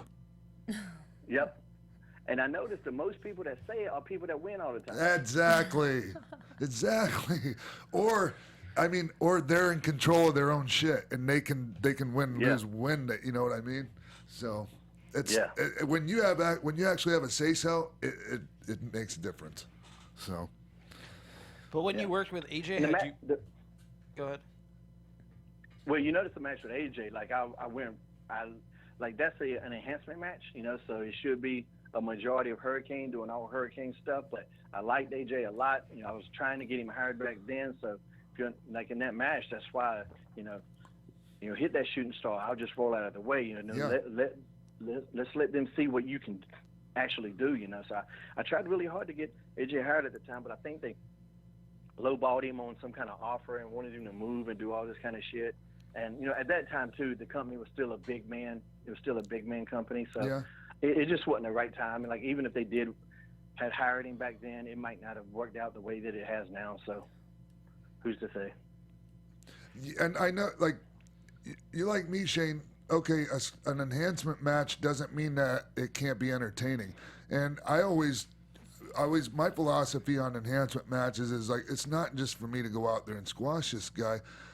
And just get my shit in. I gotta make it entertaining, And to do that, you gotta try to, even if the guy's not very talented, have him move on something little, just any little thing that you can do, I just hate those enhancement matches where they're just wandering aimlessly through the match and just there's no build up to the finish and no flow to the match. Ugh, yuck. Especially if you got like 7 or 8 minutes. Like Yeah. if it's just an old school squash where you go out there and bing, bang, bam, and you go home, like that's one thing. But if you got 7, 8 minutes, like I would get bored with myself if I'm just beating up on a guy for 7, 8 minutes. Yeah. We got to do something here. This is the entertainment. This is the entertainment industry. So if it's not entertaining, we're missing something. But too, when I would work with enhancement guys that I thought had a chance, like I never had a ego about, hey, if this guy gets hired, it might be bad for me. I could never think like that, and I'm just not that type of person. Like I would try hard to get people hired. Yeah, I always figured there was enough pieces of the pie to go around. Shit. Do you think working as an agent also has given you a better perspective on all that, the things that go on behind the scenes? Oh yeah, because I know what's going through their minds. I know what they're thinking because I've been there. And I know these guys that, like tonight, for whatever reason, isn't their night. They need to go out there and make this other guy look strong. I know how that makes you feel sometimes. Yeah.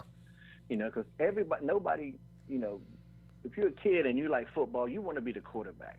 Nobody, I've never met anybody that said I want to be the kicker. But that kicker wins games sometimes. Yeah.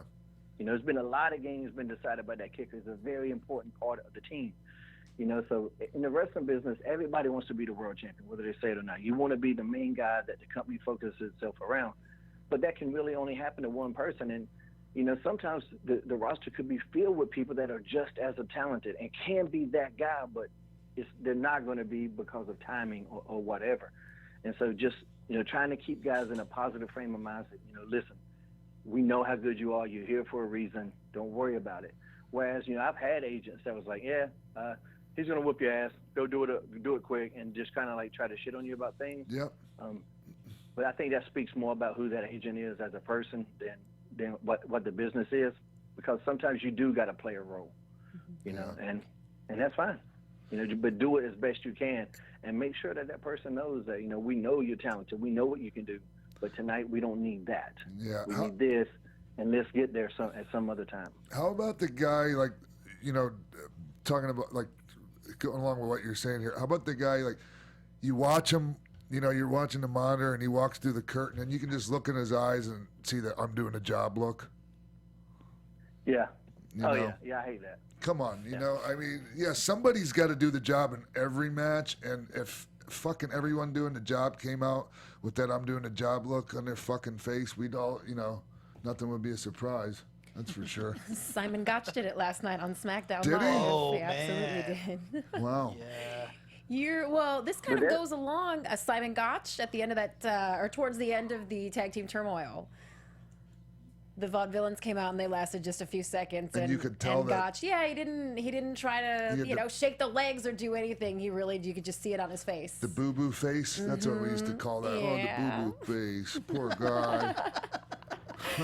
Sometimes, I will say, sometimes I think that falls on creative too. Sure. So, like, you got to give this guy a reason to be happy, because if you're getting your ass kicked all the time, like at some point, I think realistically you would walk to, like, even in MMA, you see those guys that are MMA and they know they're gonna get fucked up. Well, I mean, beat up. Sorry about It's that. okay. Tom. Don't worry. The rules are. It's all right. We do But that you know here. they're gonna get beat up, and you can see that look. So that falls on creative too, because I mean, you take a guy like Zack Ryder who got super over on his own, and then for whatever reason, at certain times, creative just stopped doing something with him. But he'd always come out all happy, and I would be like, "Why is this guy so happy? He gets beat up all the time."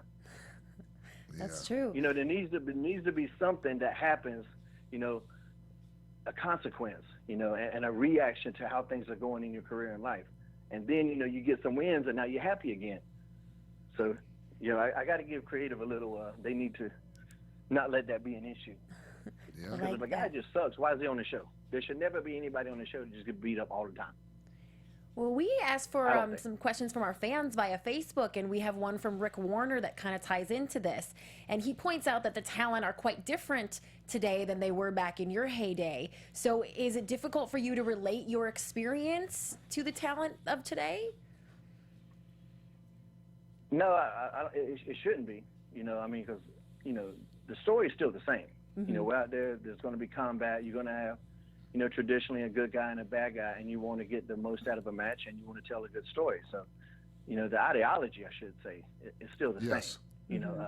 Talent's different as far as, like, the athleticism is a little higher, but I think that's the case in all sports. I can't think of a sport where the athletes are just so much worse than they used to be. The only thing close might be the heavyweight division in boxing in America. Yeah. Very good, yeah. But yeah, it's good. But that's the only thing. Otherwise, everybody's, all the athletes, if you watch the Olympics today compared to the Olympics, from 20 years ago, like, our athletes just destroy them, and it wouldn't even be that difficult, but what's missing is star power. That is missing, that charisma that only certain individuals have. That's something that you can't teach, and you either have or you don't. Some people, like, if they have it, they might can amp it up a little bit, but I've seen people that I think have negative charisma. Yeah, they're like a vacuum. That kind of suck the energy out of the crowd somehow. So the star power isn't as big as it used to be, but the athleticism is, but the star power definitely isn't. You watch all the shows, huh, Shane? You do a pretty good job of keeping up. Way better than I do, I tell you that. But what are your thoughts on New to Underground? It's good. I like the weird storytelling that they do. Like, some of the backstage stuff, I actually like that a lot more than what happens in the ring. Sometimes they do a lot of fantastic stuff in the ring. I hate that bouncy ass ring. Yeah. It just makes me go, okay, this is trampoline stuff. And when there's no danger of anybody getting hurt, we know what pro wrestling is, but that suspension of disbelief for me really goes away when I see them on a trampoline, And then they do some really cool stuff. Like, I remember the first season, I think it was the first season or second, where Angelico ran and he dove off that thing that looked like it was 30 feet in the air, and this big, beautiful dive. And, like, that would hurt you too. Yeah. Like, if you dove on another human being and you hit them in the head with your belly, that would hurt you too. Well, but nobody sells any damn thing, Well, look how RVD would sell his own frog splash. He'd hit the guy with the frog splash, and he'd start selling. It'd be nice if other people kind of, took a page out of his book. Well, Shane, since you still keep up so much with the product, we have another Facebook question from Jim Kelly. He said, what are your thoughts on WWE's cruiserweight division? And would you ever return to maybe compete in the cruiserweight division? We got that one a lot. The return one might be hard to answer because I'm not getting any younger. And and that's a division where athleticism has always been at an all-time high. It's been, it's just very high. So it would depend. Right now, I'm with TNA, and I'm gonna be with TNA for the foreseeable future. But I love that division. I love what I did with it, what guys like Sean did for it. So I definitely would be open to somehow going in there and helping them out again. It's something that needs to be highlighted and left alone. That division needs its own identity. And it's just like in MMA, when Conor McGregor, when they talk about his fights, they never emphasize that he's smaller than Cain Velasquez, or they never emphasize that he's smaller than John Jones. It's like never mentioned. He's the world champion. The only time they even hardly ever mention the division is when they announce the winner. The weight class isn't a big issue in that. And when you talk about Floyd Mayweather, you talk about one of the greatest boxers of all time. How many people can even tell you what weight division he even fights at? Most can't. That's a really good point. But like in wrestling, they just overemphasize that they're the smaller guys. Like, yeah, we know that. You don't have to keep saying that. We know the smaller guys. Let them do what they do. Create their own little universe within the universe and see what happens. So, with that 205 Live show, maybe they'll get the opportunity to really focus on that. But you got to create characters too. Like I was saying earlier about the star power. Like if we don't know who you are, it's hard to get behind people when you don't know who they are as a person or as a character. Yeah. Shane, I was wondering if you ever went through this at all. Was there ever a point when you were like, no, I don't want to be labeled a cruiserweight? Because I know, or a light heavyweight. I went through that, and I was like, no, I don't want that shit. I don't wrestle that style anymore. I wrestle a main event style, and I don't want to. And also, my deal is I never made any money with that fucking belt, compared to the money I made working with the bigger guys. So that made me want to not be labeled as a cruiserweight. That decision was kind of made for me, because when I was the cruiserweight champion as the Hurricane, they wanted me to do other things, and so that decision was kind of made for me. And then when I had the big run as McGregor and Helms, like I was wrestling the United States champion, I was wrestling the world heavyweight champion, exactly, I wrestled the world tag team champions. I was always in these scenarios that were outside of the division anyway. And I remember there was one match I had with The Undertaker when I came back, and it was a standing ovation, and Vince goes, "We got to get that belt off you."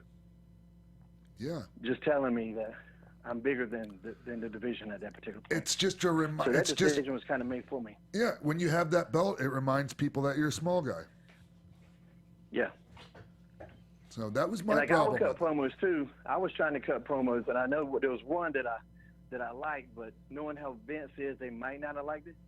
But I was just like, every heavyweight in the back better thank God I'm not 20 pounds heavier, because I'll be coming after your ass too. Sure. And I was like, if they're going to constantly, because I was a bigger cruiserweight, much like yourself was. Yeah. I know we had one match with Ray was the world heavyweight champion, and so we both made a point to do a face-off. Yeah. And so there I am with that little cruiserweight title. There he is. He's much shorter than me. I outweigh him by at least 35 pounds. Yeah. He's got the big gold belt, and we're kind of just like, this is ridiculous. Yeah. That match right there almost was the death of the division, I think, because it was just kind of redundant at that point. Well, you mentioned a little while ago that you plan on sticking with Impact Wrestling for a while. Can you give us an update on their future? Well, I think all the legalities are kind of finally settled down, so we can get back. I think over the past year, our show has been consistently more solid and more entertaining than anything out there. And I know every time I say that, it's like, oh, it's because you were TNA, but, I'll bash something when it's good or when it's bad. Well, I don't bash it when it's good, but I'll tell you when it's good and I'll tell you when it's bad. And I watch everything, and I think we're the most unpredictable show, other than the Goldberg-Brock thing, which was, to me, I loved. Me too. Just for the unpredictability factor of it. I popped. I about woke my woman up beside me.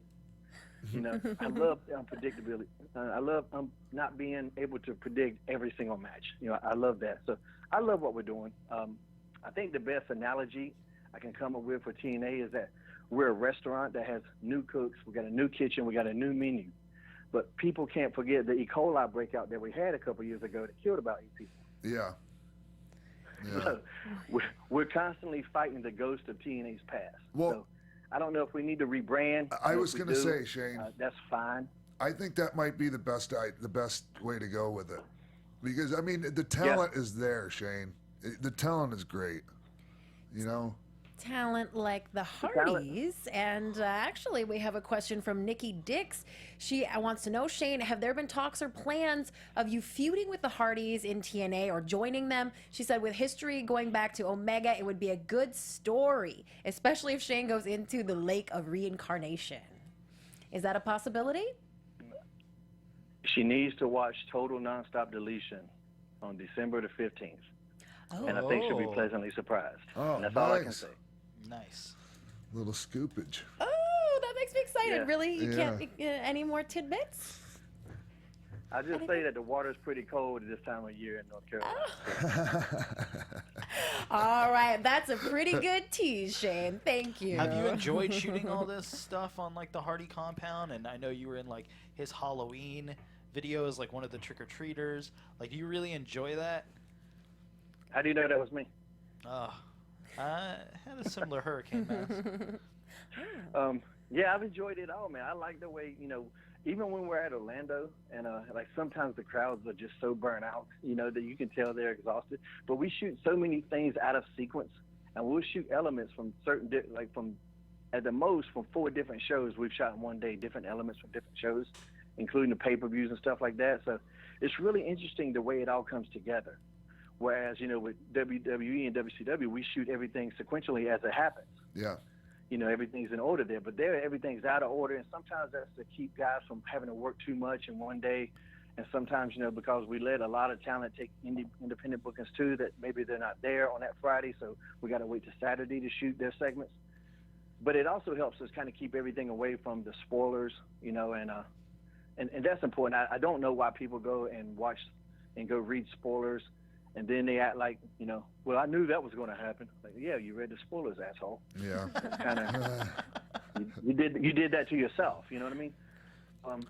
They actually did something where they made a fake pay-per-view, and this was like my second or third time down there with TNA, and there was this pay-per-view called Genesis where they would keep announcing matches, and it would be like segments. And I got my run sheet, and none of this is on there, but like Borash would go out there, and I remember one time Simon Diamond went out. He's cutting his promo on somebody, and there's going to be this special kind of grudge match at Genesis. And I'm going, what in the hell is this? What did I miss? You know, I'm thinking I fell asleep in the agents meeting, and it was just days and days in a row. But the whole thing was they were just having fun to see if it would get reported about this big pay-per-view that was never going to happen anyway. And I'm guessing You know, it it's did just- get reported? Yeah, of course it did. There's a pay-per-view Genesis that was going to happen, and of course, it was like just the most absurd matches of all time, and it never happened. So there was never I actually wouldn't. there was never actually a Genesis pay-per-view at all? No. No shit. I love that. See, because I remember a Genesis pay-per-view that never happened. Yeah. Well, it never was supposed to, apparently. It was never going to, and that's too. Like when all the reports of the bad morale came out, Yeah. you know, I like Dave Meltzer. You know, I like what he does as far as examining the business end of the industry. But I'm on the artist end, you know, and you need both of those. You need people that handle the business, but you need the artists, because we're the ones that got to go out there and make the shit happen at the end of the day. Right. And but there kept being these reports about bad morale, and I'm like, no, there's not. We're having a damn blast down there. Well, my sources tell me. I'm like, well, your sources can go eat a dick, because I'm down there. I'm not a source. My name is Shane. I'm telling you exactly who I am. That should be all you need, not a nameless source that's trying to get a push for whatever reason out of a newsletter. Or for whatever reason, we've been they're having a blast. Yeah, for whatever reason, they're pushing a certain agenda, and you know the information they're passing along, you know, is whatever it takes to fit the narrative they're trying to forward. But what are you gonna do anyway? I mean, what good's it gonna do to sit and worry, Shane? You know. I mean, things are going to happen how they're going to happen, and, you do the best you can with what you have to work with. I just, the whole morale thing, and I hated this because I love all those guys, and, you know, hey, look, I just hope that everything works out, you know, because obviously it goes without saying, and it's really cliche at this point, but the more places for everyone to work, the better. And you're right about the show. I'll tell you what's funny. You're like this, because I was in WCW when it went down. Yeah.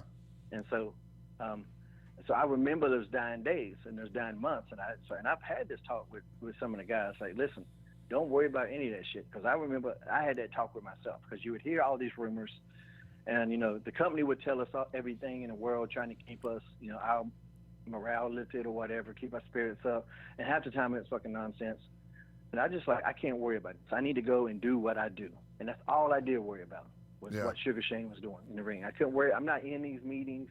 You know, I'm not involved. I'm not a stockholder, not a shareholder, none of that shit. So all I am is Sugar Shane. So that's what I worry about. And so, you know, once I had that talk with some of those guys, you can see, like, yeah, he's right. No, fuck it. We can't worry about that. Let's go do what we do. But the last set of tapings, right before we went down there, that's when all the rumors that the WWE was buying them out. Right. And that they're getting a library and all of that. And so the Sunday at Bound for Glory pay-per-view, we're going to have a talent meeting. And I was in that talent meeting in WCW when Shane McMahon walked in. And so now we got one down there with all these WWE rumors. I'm like, if Shane McMahon walks in this room again, if I had to go through this shit twice. But then I was like, actually, it worked out for me pretty well last time. I was just going to say. Suggestion. It usually does. It usually does for those that bring something to the table and have talent. As long as they're just not complete assholes to deal with, you know, things usually work out for guys with talent. I've noticed that. You know. Yeah, I mean, as long as as long as you're not just some raging asshole of a human being, and you got to get those guys out of there. I mean, you know, bad people in the locker room. I'm almost half convinced that's one of the reasons Vince kept me there for so long. I just made people laugh all the time. I'm sure that was part of it. I'm sure, but you know, Vince, he's not going to keep a guy around just because he makes everyone laugh. You know, I mean, Shane, you were there because you were making him money. Yeah. Yeah, you're one of the highest merchandise sales, much bigger on his end. Yep. Oh God, right. Do you remember? Do you still get a merchandising every quarter from them? Yeah. And how about the you know, the rundown on what the breakdown is of what they get and what you get? Doesn't that just make you? Brutal. Doesn't that just make you grin? Oh yeah. I'll have to show you guys one day. Yes, please. The first big one I got after I popped, you know, they sent me a big one, and I was like, I thought they made a mistake. I was like, there's no way, because that was like, it was about 3 times my WCW contract in its entirety. Yeah. You know, I was like, holy shit, what is this? And I was scared to cash it, you know, so I didn't cash it for like one day, and then the second day I said, that's it, I'm going to cash this thing, we'll see what happens. But just thinking about what I made, and, you know, it's, you know, well into the 6 figures, and what they made, I only got a small percentage of what they made. I'm like, wow. Yeah. Oh my God. Like those masks, like those little hurricane masks, I sold like 1 million of those, and it was $15 a pop. Oh my God. And you get like $1.50, maybe. That's a lot. Maybe way less. Still $1.50 times $1 million. Yes. Well, yeah. So I mean, probably not even close to $1.50 if I think about it. I'm not going by your stuff. I'm going by like thinking about some of the stuff I look on mine and see, you know, and I'm just like, oh my God, how do they even break it down into that small a portioning, you know? Right. Anyways, whatever. Fuck. Those DVDs with about 50 people in it. You're like, man, I wish there was only 10 people in this DVD. Yep. Yeah. But you said before that up way too many ways. You've said before that you might have had a world title reign had merch been factored in back then, right?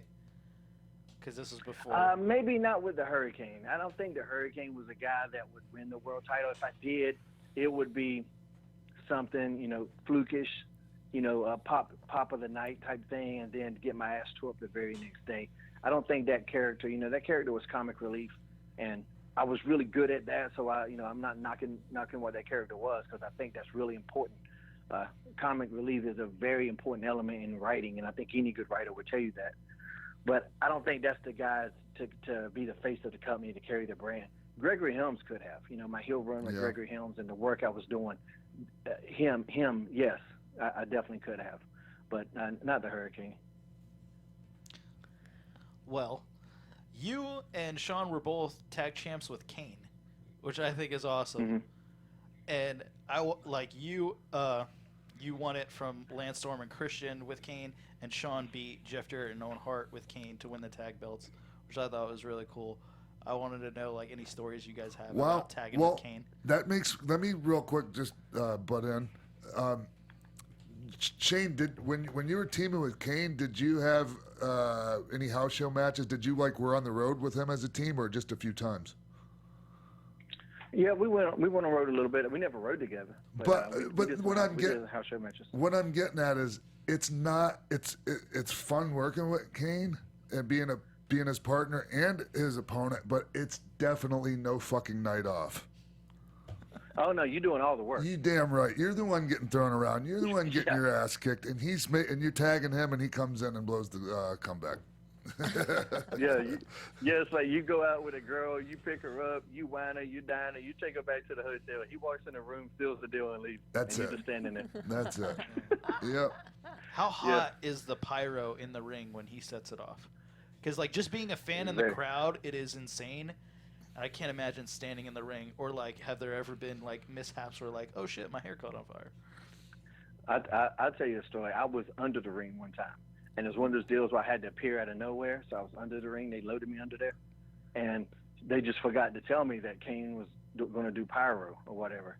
And so I was underneath there, and when it went off on those poles, it blew my head apart. It was so loud, I could feel the concussion. Oh, the concussion underneath. Yeah, I mean, it felt like I got punched in the head on all sides. Oh my God. You did. And I was just down there, and honestly, I've never been knocked unconscious, but there was a moment there where I was like, was I asleep? What just happened? Did I get knocked out? Shane, I didn't know where the hell I was at. You did. You described it as getting punched on all sides of your head at the same time. That's exactly what happened to you. You just got punched with sound waves, and literally that's what happened. You got knocked the fuck out by a concussion. An audio concussion. Yeah. Yep. Wow, man. And without any warning either. Maybe if there'd have been a warning, I could have covered my ears with my hands or something, but no warning, just boom. Oh, I would have been so thunderous pissed. Underneath there. Oh, were you mad? No, I came back and I was just, I was like, man, y'all got to tell me like that. And then nobody, it was just one of those things where it slipped everybody, and you could see the look of horror in their face. Like, oh my God, yeah, are you okay? And once they found out I was okay, then Michael Hayes, ha ha ha ha. Right. It was funny. Yeah, but I'm sure it was a nervous ha ha ha. It wasn't, Kind of, yeah. It was, There's are you okay? And I was like, I guess I just need to go sit down. So I did whatever I was supposed to do segment-wise, which I can't remember exactly what it was, but. Well, usually we have a little amnesia. Usually we have a little amnesia when we have a concussion like that. I mean, you had a concussion. That's what happened. From a concussion. Yeah. Was your equilibrium all messed up? Was your balance all off? And were you just were you in a haze? Why? I was just in a haze, and then I didn't have to come out I didn't have to appear right away. I had some time to kind of gather my wits, and that saved me. If I had to come out right after that, I don't know what the hell would happen.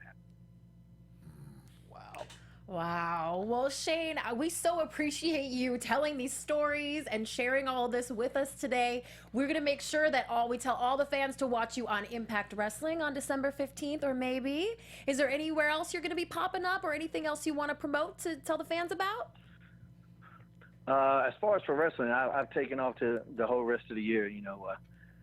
Actually, I started that. We went to Iraq in July, I think. So when I came back from that, I did a seminar for Harley Race, and I was like, I'm going to just take off for the rest of the year. I need to heal up, and I just bought a farm, so I'm trying to get, prepare for the later stages in life after wrestling, but which hopefully won't be soon, but laying a lot of groundwork for that now. So I'm not doing anything, but, still watch TNA on Thursday. I will be popping up before Total Nonstop Deletion, but the December 15th show is definitely the show that you don't want to miss if you're a fan at all of Shane Helms.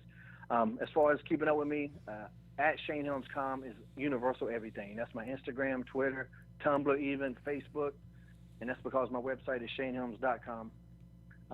I work with a podcast with Conan and Disco. Sean, if you haven't Keeping done it theirs, 100? man, we'd love to have you on there. Oh, keeping it 100? Yeah, I'm on there every week. I'm a little segment on there. Okay, yeah. I was talking to Conan the other day about coming on. Yeah. Hell yeah. So.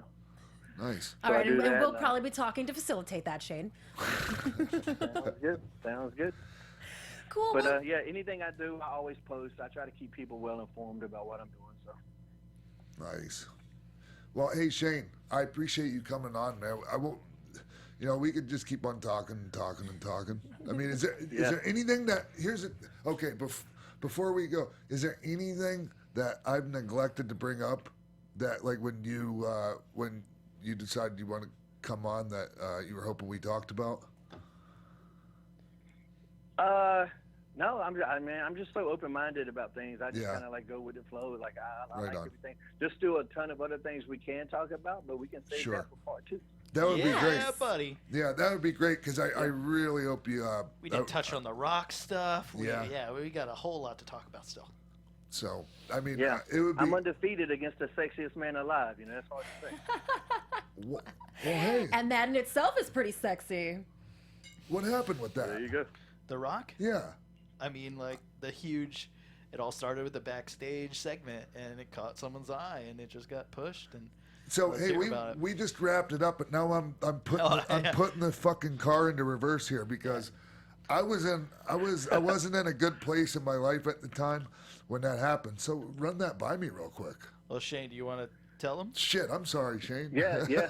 Oh, no problem, man. It's a very good story for me. Everyone. It was just going to be one backstage skit in Toronto, and he was working a program with Booker T that was going to lead to Rock working Steve Austin at Mania. Right. And so I just bust up in his locker room, and we just had this really funny back and forth. I tell him how Brandon Frazier beat the Scorpion King, and he tells me that Aquaman's better than me. That's when he called me the Hamburglar. Right. And it was just one of those things where, when we were done walking down the hall, like when the boys get into something, that's always a good sign. Everybody's like, that was awesome. That was amazing. And even after that show, Keven Dunn came and found me. Never does this. Never did it before or since in my entire run there. Came to me and was like, that's the funniest pre-tape we've ever done. Wow. And I was like, wow, okay, cool. Wow, coming from Keven Dunn. Nice. Yeah, I don't think he was never mean to me at all, but he never went out of his way. He's probably immune to wrestling. He doesn't. At this point in his life, he's not known for heaping praise on anyone. Right. And so later on that night, though, on the show, there's a battle royale, and when me and Rock, finally started throwing punch, because he was giving everybody the smackdown, and when it came to give it to me, I blocked it and started firing back on him, and you could just feel it in the crowd, like they wanted it, they wanted to see it, and then he threw me out, and it's one of those things where you're like, oh man, that went really well. Yeah. I hope they notice it. And I know you've been there before. Oh yeah. Where you've done something really good, and it's like, oh, they're going to have to run with this, and then they don't. But so I wasn't sure what they were going to do anything with it ever again. But the next thing you know, week after week, we're doing all these little segments together, and just having fun. I'm giving him lines to say against me, because I know I'm the one getting the rub here. The one line where he took his phone out and said, "Hey, it's nothing." He says he knows you. Like, I gave him that. There was just a couple other ones, but so finally, we're going to face each other in Cleveland. And like that weekend, I had done a bunch of media days. When they would do those media day things to try to kill you. Yeah. And so I left my phone in the hotel room, and I went down to get a drink, and as luck would have it, that's when I got the call. So I came back, and there's a voicemail, and I'm like, shit, this is the one I missed? And it was Rock. He was telling me what was going to happen in Cleveland. It's going to be me and you, main event. You're going over, have some ideas, have your boots laced up, that sort of shit. Yeah. And saying that was on voicemail. And of course, it's from an unknown number, so I can't even call him back. And I'm just like, is this real? Like, is this Jason Sensation or somebody messing with me? Like, I wasn't sure that this was even him. I was like, so when I get to TV, I don't sell it. I just go up there, hey, talking to him. But when people come up and they're talking to me, what you're doing tonight? And I go, no, not really. I'm not selling anything just in case it is a big rib. Because the boys are mean with them ribs. And I'm not a ribber guy. I don't like that shit. But it ended up being a match. And, It was we went out there and did it. It's the only time we ever actually got to have a match together.